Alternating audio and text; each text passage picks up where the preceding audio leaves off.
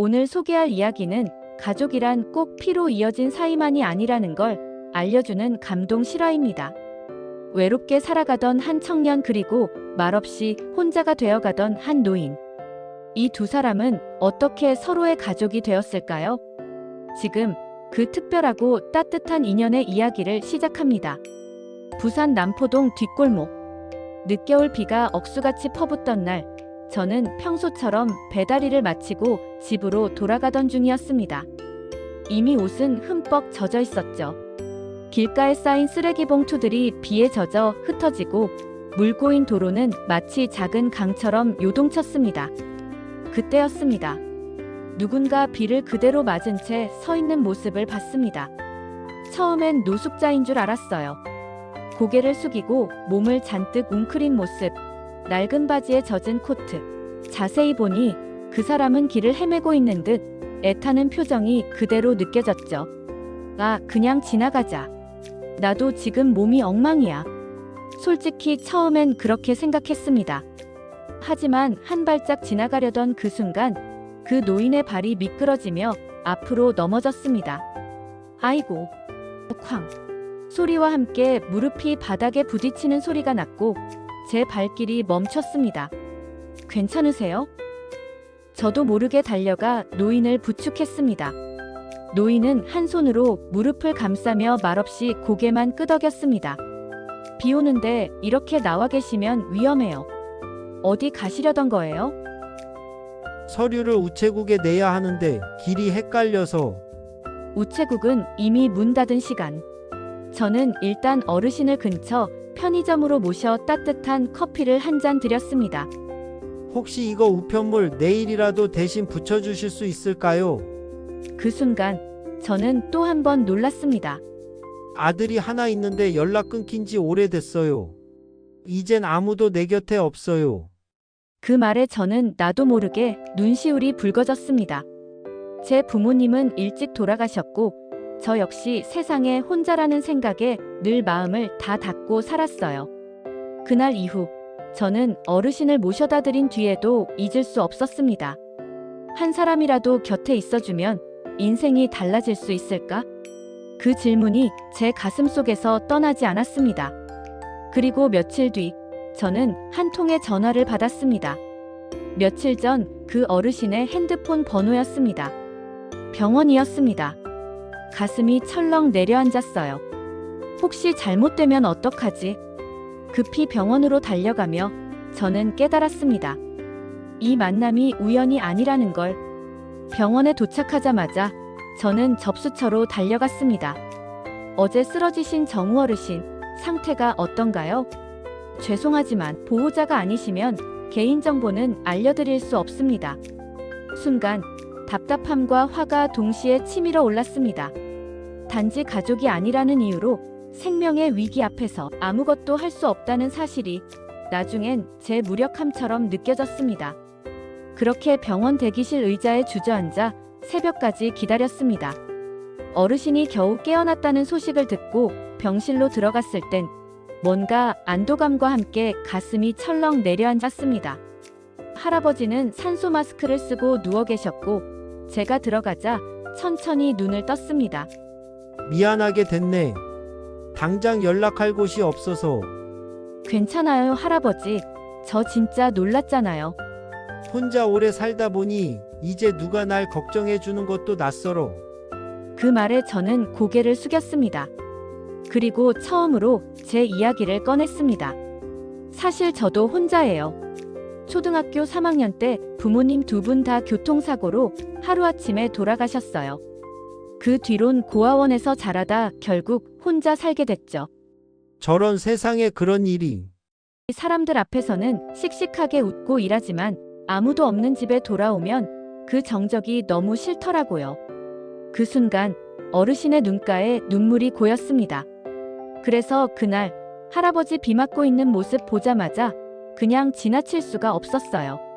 마치 예전의 저를 보는 것 같았거든요. 어르신은 떨리는 손으로 제 손을 잡았습니다. 사람 인연이란 게 참 묘하네. 나는 자네가 날 이렇게 챙겨주는 게 그저 신기하고 고마워. 할아버지랑 얘기 나누면서 처음으로 누군가한테 기대는 기분을 느꼈어요. 그날 이후 저는 배달이 없는 시간엔 병원에 들렀고 퇴근 후엔 할아버지와 간단한 산책을 하기도 했습니다. 어르신은 예전 조선소에서 일하시던 이야기, 외아들이 오래전 미국으로 떠난 이후 오랫동안 못 봤다는 이야기들을 들려주셨습니다. 나도 한때는 남들 부럽지 않게 살았어.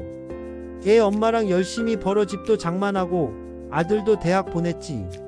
근데 자식은 멀리 떠나고 마누라는 암으로 떠나고 그렇게 혼자 남았네.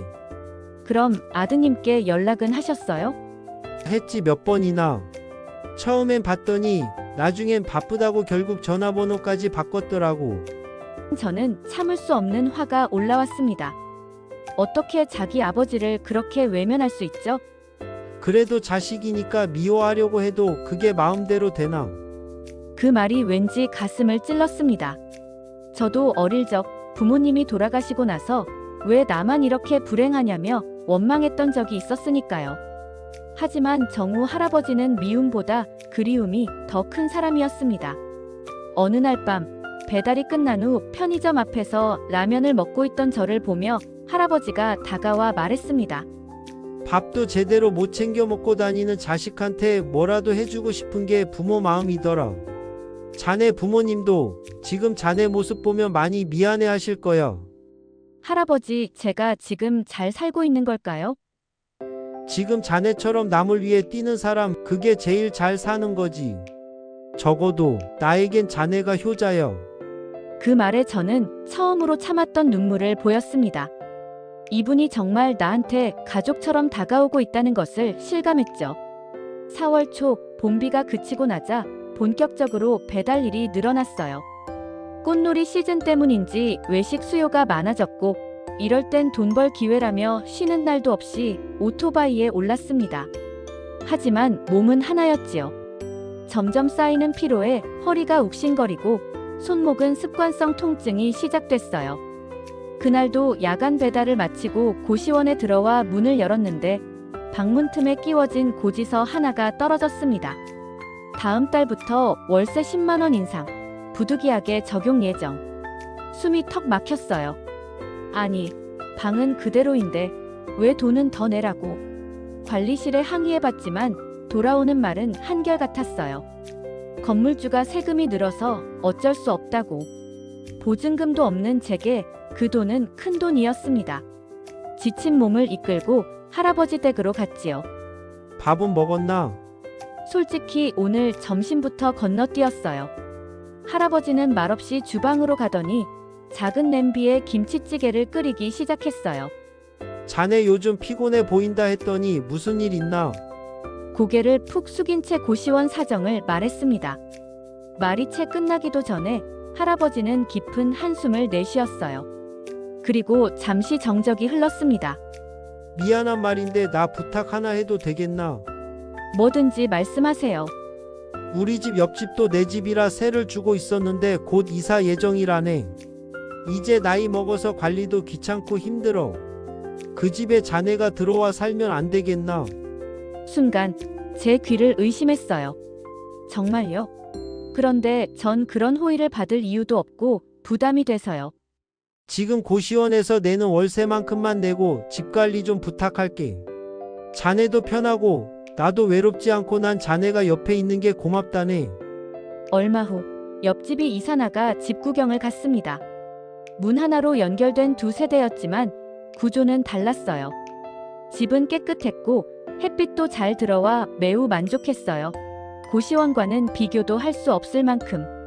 무엇보다 주방과 화장실이 따로 있어 고시원에 비하면 천국이었어요. 그 자리에서 바로 계약을 진행했어요. 하지만 정작 할아버지는 보증금도 계약서도 받지 않았어요. 이제 자네는 그냥 우리 집 식구야. 그런 거 필요 없다. 입주한 첫날 밤 도무지 잠이 오지 않았어요. 좁고 눅눅한 고시원이 아닌 햇빛이 드는 방에서 맞이하는 첫 아침. 아침 7시쯤 주방에서 찌개를 끓이고 할아버지가 좋아하는 계란말이를 한 후 아침 식사 같이 하러 오세요. 그날부터 우리는 진짜 가족처럼 살기 시작했어요. 배달 전 아침을 함께 했고 할아버지는 종종 저녁을 만들어 저를 기다렸지요. 명절엔 작은 상을 차려 둘이 조용히 떡국을 먹었고 할아버지의 안마를 해드리며 이런저런 이야기를 했어요. 어느 날 마주친 이웃분이 한마디 하셨어요. 사실 말야, 정우 어르신 그 옆집. 원래 인기 엄청 많아요. 위치도 좋고 집 깨끗해서 내놓으면 바로 나가요. 이사 오고 싶어 하는 사람들 많았는데 일부러 안 받으신 거잖아요. 총각, 들어와 살라고. 비 오는 날 처음 만났던 그 순간부터 병원에서 함께했던 새벽까지 그 모든 순간들이 갑자기 떠올랐어요. 내가 할아버지에게 큰 위로가 되었구나. 앞으로 이 은혜 갚으며 더 잘해드려야지. 우리는 서로를 의지한 채 소소한 일상을 나누며 지냈어요. 아침이면 할아버지와 따뜻한 밥을 먹고 저녁이면 함께 TV를 보며 하루를 마무리했습니다. 크게 대단한 건 없었어요. 그저 함께 마시는 보리차 한 잔, 뉴스 보며 요즘 세상 험하다는 이야기 나누기. 하지만 그 모든 순간이 내게는 처음으로 느껴보는 집다운 집. 나를 기다리는 누군가가 있는 곳이었어요. 저는 종종 말하곤 했어요. 고시원 생활과는 다르게 진짜 사람 사는 것 같아요. 그러면 할아버지는 씩 웃으며 제 밥에 반찬을 더 얹어주곤 했지요. 밥은 나눠 먹을수록 맛있는 법이지. 할아버지의 건강도 점점 나아지고 있었어요. 저는 병원 가실 때마다 동행도 해주고 약도 챙겨줬으며 밤이면 안마도 잊지 않았어요. 그러던 어느 날 아침, 제가 들어가자 할아버지는 말없이 거실 창가에 앉아 있었어요. 걱정되는 마음에 얼른 다가가 물었지요. 혹시 어디 안 좋으세요? 할아버지는 뜸을 들이시더니 어렵게 말을 시작하셨어요. 자네 덕분에 내 말년이 이렇게 따뜻할 줄 몰랐어. 내가 염치 없지만 부탁 하나 해도 될까? 할아버지의 은혜 아니었다면 전 아직도 그 고시원에서 컵라면 먹고 있었을 거예요. 그러니 뭐든 말씀만 하세요. 다 해드릴게요. 잠시 침묵이 흘렀습니다. 할아버지는 다정한 눈빛으로 저를 바라보며 말씀하셨어요. 내가 자네를 내 아들로 입양하고 싶어. 자네는 내게 단순한 하숙생도 아니고 친구도 아니야. 나한텐 진짜 자식처럼 느껴져. 자네도 혼자라 했지. 나도 이젠 혼자니까. 우리 법적으로도 가족이 되면 안 되겠나? 제 눈에서 눈물이 뚝 하고 떨어졌어요. 말을 잇지 못한 채 고개를 끄덕였지요. 사실 저 어릴 적 부모님 돌아가시고 나서 언젠가 누군가가 우리 가족하자고 해줬으면 좋겠다고 늘 생각했어요.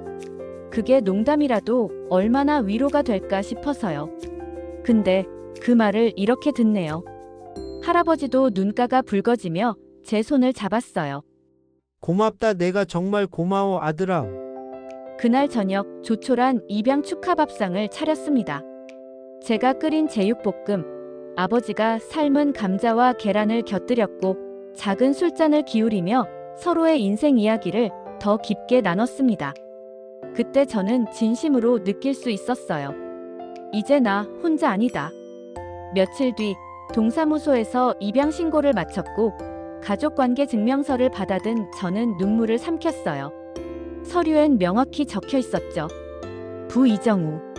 저는 얼른 휴대폰을 꺼내 연락처를 정우 어르신에서 우리 아버지로 바꿨어요. 정우 어르신 우리 아버지. 입양 이후 저와 아버지는 그야말로 가족처럼 살았습니다. 아니, 가족 이상이었습니다. 같이 밥을 먹고 병원도 다니고 명절에는 둘이 작은 전 하나 부치면서 웃기도 했죠. 내가 나이 먹고도 이렇게 마음이 따뜻해질 줄 몰랐지. 자네 덕분이야. 아버지는 그렇게 말씀하셨습니다. 그러던 어느 날 제가 퇴근하던 집 앞에서 낯선 남자를 만났습니다. 매우 기분 나쁜 눈빛과 싸나운 말투였어요. 이정우 씨 아시죠? 네, 그런데요. 저는 그분의 아들입니다. 미국에서 왔습니다. 그 말에 가슴이 철렁 내려앉았습니다. 아버지의 입에서 한 번도 듣지 못했던 친아들의 등장. 그리고 다음 날 세 사람은 식탁에 마주 앉았습니다. 음식은 차려졌지만 젓가락은 들 수 없었습니다. 아버지, 이게 도대체 무슨 일입니까? 그는 시작부터 불편한 기색을 숨기지 않았습니다. 그리고 당신, 도대체 무슨 의도로 우리 아버지께 접근한 겁니까? 저는 당황하며 말했습니다. 그런 의도는 전혀 없었습니다. 배달하다가 우연히 만났다고요? 그렇게 우연히 만난 사람이 우연히 입양까지 됐고 우연히 아버지 근처에서 살고 있고 너무 우연이 많지 않습니까? 그는 거칠게 웃었습니다. 솔직히 말하죠. 당신, 그거 노린 거잖아요. 우리 아버지 건물 몇 채 있고 재산 꽤 있는 거 알고 있었잖아요. 그래서 접근한 거 아닙니까? 어떻게 그렇게 교묘하게 착한 척 연기까지 해요? 참, 대단하시네. 그 말에 아버지께서 조용히 말씀하셨습니다. 지훈아, 그만해라. 내 행동 너무 지나치다. 하지만 그는 멈추지 않았습니다. 지나친 건 아버지 아닙니까? 유일한 혈육인 저 놔두고 뜬금없는 청년 하나를 입양해요? 이건 배신이에요.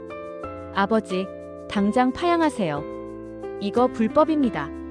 가짜입니다. 숨막히는 정적. 저는 숨조차 제대로 쉬지 못했습니다. 아버지가 집 외에 많은 재산이 있는 줄도 몰랐고 하루아침에 사기꾼 취급을 받다니. 그는 거친 목소리로 말을 이어나갔습니다. 네, 그래요. 저 솔직히 말하죠. 전 지금 미국에서 사업 중입니다. 투자금이 좀 필요해서 왔어요. 어차피 죽으면 다 제 몫 아닌가요? 제 유산 미리 주시면 아버지 마음대로 하신 이 입양 눈 감아드리겠습니다. 그 말에 아버지께서 자리에서 천천히 일어나셨습니다. 그 말 다시 한번 해봐라. 뭐가요? 제가 뭘 틀렸습니까? 아버지 재산은 외아들인 제 거죠. 그건 맞다. 하지만 한 가지 틀렸지. 진짜 내 아들은 지금 내 앞에 있는 이 아이야. 나 아플 때 곁에 있어준 사람, 나 챙겨준 사람, 나랑 매일 밥 먹어준 사람, 그 사람이 내 자식이지. 넌 날 필요로 할 때만 오는 남이지. 좋습니다. 그렇게 나오시겠다 이거죠. 그럼 법대로 하겠습니다. 그리고는 문을 쾅 닫고 나가버렸어요. 그날 밤 아버지는 무거운 얼굴로 말씀하셨습니다. 미안하다. 내가 괜히 너를 곤란하게 만든 건 아닌지. 저는 조용히 고개를 저었습니다. 아닙니다. 아버지 덕에 지금 사람답게 살고 있는걸요. 그때 아버지의 휴대폰이 울렸습니다. 그날 밤 아버지의 휴대폰으로 걸려온 전화는 법무법인 대표 변호사님의 전화였어요. 어르신, 유언장 수정건 관련해서 말씀드립니다. 요청하신 대로 30%는 고아원에 기부, 50%는 양자 미석 씨, 나머지 20%는 친아들 지훈 씨에게 상속하는 내용으로 최종 유언장이 확정되었습니다. 아버지께서는 조용히 고개를 끄덕이셨습니다. 고맙습니다. 이제 제 뜻대로 정리할 수 있어 다행입니다. 며칠 뒤 아버지께서는 그 유언장을 직접 들고 지훈 씨를 다시 만났습니다. 이게 이번에 내가 작성한 유언장이다. 지훈 씨는 서류를 들여다보다가 눈살을 찌푸렸습니다. 기부가 30%, 그 배달 청년한테 50%, 그리고 전고작 20%밖에 안 된다고요? 이게 말이 됩니까, 아버지? 그게 내 결정이다. 더 이상 말 마라. 전 아버지의 유일한 혈육입니다. 지금 제 정신이세요? 이건 아버지가 그 녀석한테 세뇌당한 거예요. 당장 변호사 붙여서 이 유언장 무효 소송하겠습니다. 곁에서 듣고 있던 저는 조심스럽게 말했습니다. 아버지, 너무 죄송합니다. 제가 이런 큰 걸 받을 자격이 있는지도 모르겠습니다. 제가 드린 것보다 아버지께 받은 게 훨씬 많아서 오히려 마음이 무겁습니다. 아버지께서는 제 말을 막으시며 조용히 말씀하셨어요. 미서가 넌 내게 가족이 무엇인지 다시 알려준 아이야. 내 옆에 있어줬고 함께 웃고 함께 울었잖니. 그걸 돌려주는 것 뿐이야. 저는 망설이다가 조심스럽게 말씀드렸습니다. 그럼 혹시 제 거에서 고아원 쪽에 더 기부하면 안 될까요? 거기 아직도 겨울에는 많이 춥고 건물이 오래돼서 많이 낡았거든요. 그러자 아버지께서는 빙긋이 웃으셨습니다. 그래, 그게 너답지. 우리 둘이 같이 가서 직접 뭐가 필요한지 보고 도와주자. 며칠 뒤 저와 아버지는 함께 고아원을 찾았습니다. 제가 자랐던 방은 여전히 낡았지만 아이들의 웃음소리는 그 어떤 고급 집보다 따뜻했습니다. 전 예전엔 여기가 인생의 끝이라고 생각했어요. 그런데 지금은 이곳이 제 출발선이라는 생각이 들어요. 그러자 아버지께서 제 등을 가볍게 두드리며 말씀하셨습니다. 출발선은 누가 만들어주는 게 아니란다. 내가 마음을 연 그 순간부터 넌 이미 다시 시작하고 있었어. 그 후 저는 배달 일을 정리하고 아버지와 함께 작은 분식점을 열었습니다. 간판은 정이네. 아버지의 성함에서 따왔고 정이 담긴 음식을 만들겠다는 의미도 담았습니다. 분식점 수익의 10%는 매달 제가 자란 고아원에 기부했습니다. 그리고 형편이 어려운 이웃이나 돈 없는 아이들이 오면 저는 돈을 받지 않고 따뜻한 국물과 김밥, 떡볶이를 그냥 내어줬습니다. 왜냐하면 저도 어릴 적 배고프고 외로웠던 그 시절이 있었기 때문이었습니다. 그때 누군가 한 끼만 줬어도 얼마나 울었는지 몰라요. 그래서 이 가게는 배고픈 사람에게 먼저 마음을 주는 곳이었으면 좋겠어요. 이 마음은 입소문을 탔습니다. 어느 날 한 손님이 저희 사연을 듣고 인터넷에 글을 올렸어요.